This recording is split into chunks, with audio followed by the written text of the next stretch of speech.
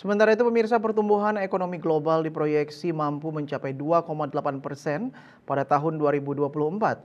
Hal tersebut disampaikan Gubernur Bank Indonesia BI Ferry Warjio di Jakarta.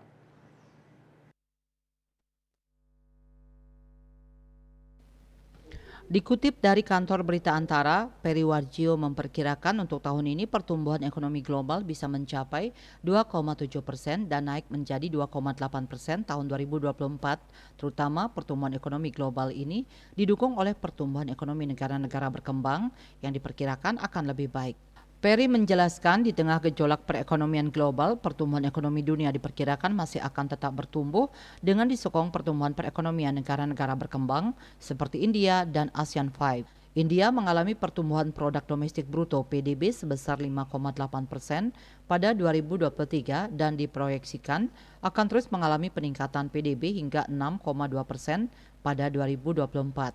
Pertumbuhan tersebut disebabkan oleh faktor meningkatnya permintaan domestik yang cukup kuat di India. Begitu juga dengan negara-negara ASEAN 5 yang mencakup Indonesia, Malaysia, Filipina, Singapura, dan Thailand. PDB negara ASEAN 5 tumbuh 5,1% pada 2023 dan diprediksi terus mengalami pertumbuhan 5,5% pada 2024. Pertumbuhan yang sama juga terjadi pada raksasa ekonomi Cina sebesar 5,5% pada 2023, meskipun diprediksi mengalami penurunan 4,8% pada 2024. Kendati demikian, pertumbuhan ekonomi negara maju justru diprediksi mengalami perlambatan dikarenakan ketatnya pasar tenaga kerja serta kondisi ketidakpastian pasar keuangan global dan penyelesaian debt ceiling Amerika Serikat yang tak kunjung usai. Hal itu mengacu pada perlambatan pertumbuhan PDB Amerika Serikat yang hanya tumbuh 0,9%. Angka tersebut lebih rendah apabila dibandingkan pertumbuhan pada 2022 yang tercatat 2,1%.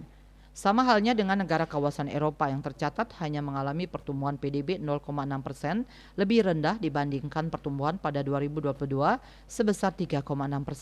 Perry menambahkan PDB kedua negara maju tersebut akan terus membaik dengan perkiraan PDB Amerika Serikat tumbuh di level 0,9% dan kawasan Eropa tumbuh 1,2% pada 2024.